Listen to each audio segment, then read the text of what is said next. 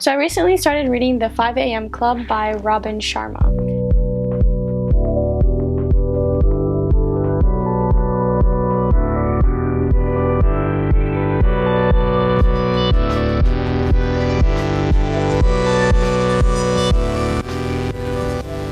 The reason I decided to start reading it is because I've heard a lot of good things about it, and as you guys know, I love watching or listening to the podcast On Purpose by Jay Shetty, and he did an interview with the author, and I stumbled upon some of the videos and I was like, you know what, I think I would really benefit from his teachings. The book was just very different than what I thought it would be. So one of the moments in the book that inspired me was a quote that I read from Sharma, and he says, "Stop managing your time and start managing your focus." So I put together a few of the things that I currently do to manage my focus. Kind of tricky to differentiate between the two, but I try my best to explain that in this video. And then I hope to, in the later future, to read some more books on managing focus, managing productivity, and to maybe share some of that with you guys. Maybe something will work for me that I haven't actually tried before, so you never know.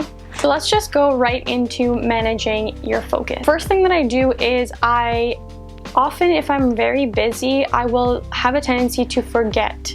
And I'm sure a lot of us do that.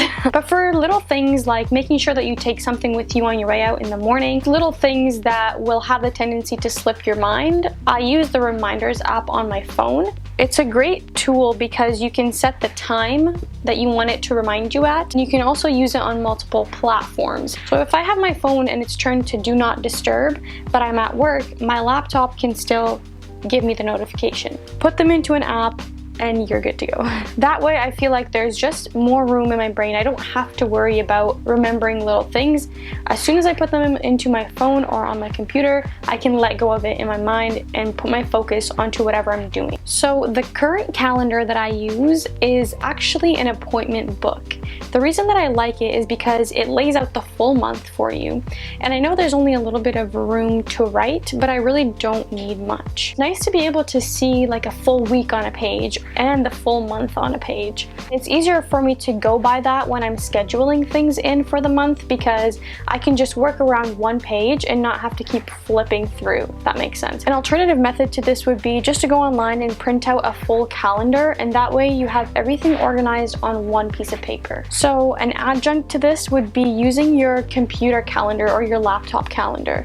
So it's great to be able to, again, see a full month on one screen. And again, the nice thing about that is that if I don't have my actual paper copy with me, I can look on the computer and see where it fits in my calendar. This comes in handy for when you're not carrying around like your backpack. So if you still have your laptop on you or your phone, you can easily flip through your calendar. So I mentioned earlier on that if my phone was ever on Do Not Disturb, and the reason that I put my phone on Do Not Disturb is so that it doesn't show me any notifications. When I'm doing something that requires all my focus, like studying or listening to a lecture, I put my phone on Do Not Disturb because I know that once I pick up my phone, I'll start doing stuff that I don't need to do. Start messaging people, I'll remember to do other things, put in reminders, and it's just not the time. So when I'm really trying to focus on something, I'll just put it on Do Not Disturb. The night before a day, I will plan things out. What clothes I'm going to be wearing, what's my lunch, what's my breakfast. I make all those decisions beforehand because, again, it leaves me with more space to be making other decisions. I know I read a book by Eckhart Tolle. I can't remember the exact title of it, but he went in depth on talking about if you make these decisions beforehand, then you're not spending so much energy making so many decisions throughout your day. Like if I just start my day in the morning and I say, okay, am I going to the gym? It's going to take me a while to decide that. It just wastes a lot more energy, and it's not as efficient as if you have that stuff decided beforehand. And it's easy for those questions to start popping up in your mind and take your focus away from whatever you're doing in that moment. Sundays are very important days for me because it's usually the day where I will plan my week. So I open up my calendar and I start putting things in. It's usually the time where I make meals ahead of time if that's what I'm deciding to do for the week, and if I have time on that Sunday. So having a day, it doesn't have to be Sunday, but a day where you can almost have time to do important things that you know during the week you're just not going to have the time for. Think of how easy it is to just make your meals on Sunday, and then during the week you don't have to be coming home and trying to decide, What am I gonna cook?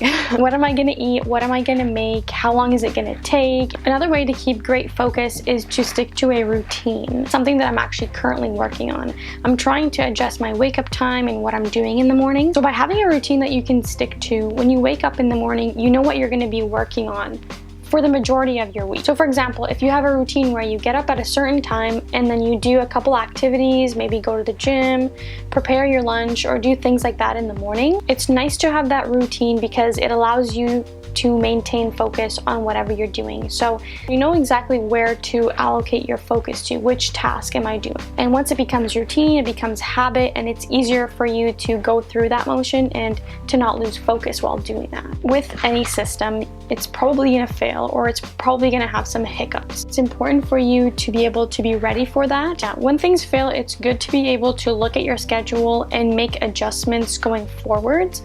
So we don't always get things done that's on our to-do list. So if I see something in my calendar that I didn't get done, I will either just move it on to the next day, or I start to ask myself, like, when does this have to be done? Is it critical that it has to be done right away? Is it something that I'm just planning ahead for and that's okay that I didn't do it today? Another great way that I found personally keeps me focused is to chunk things by time. Time blocking is where you allocate a certain amount of time for a task. And so you organize your tasks in that way. So for example, sometimes I will do my to-do list, but I will make sure to write beside it how long I think the task will take. So in the morning when I have 9 to 12, I have a total of 3 hours, and then I will say I'll devote 1 hour to writing my paper, 1 hour to doing some research on something else, and 1 hour to do some other task. It's a great strategy to be able to accomplish things in a limited amount of time, or to be able to give yourself a break from continuously going at something. Another thing I like to do is to start ahead of time when I'm planning for something. So for example, if I know that I have an exam on a certain day, I will start planning my study schedule throughout the month. It's important as soon as you get those dates to be able to put into your schedule exactly what days you're going to be studying. The nice thing about this is that you don't have to worry about doing this later on. You don't have to worry a week before your exam, like, oh, which lectures do I need to go over? When you set up that timeline for yourself, it's not as easy to slip into not knowing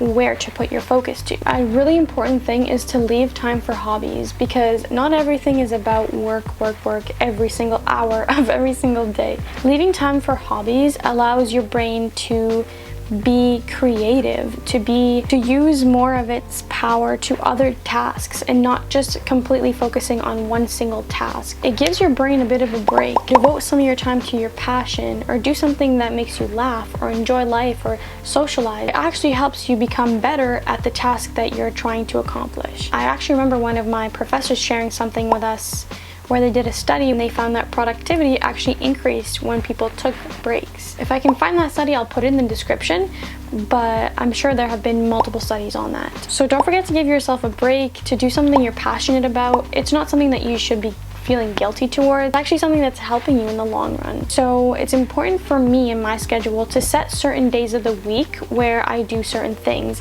Because I'm juggling, working, studying, and volunteering, for me, my schedule has to be structured in a way where it's manageable, and where on certain days I know exactly where I'm placing my focus. So for example, on Mondays through Wednesdays, I try my best to volunteer during that time. And then I have certain days where I'm cleaning up the house, on certain days where I'm doing my laundry.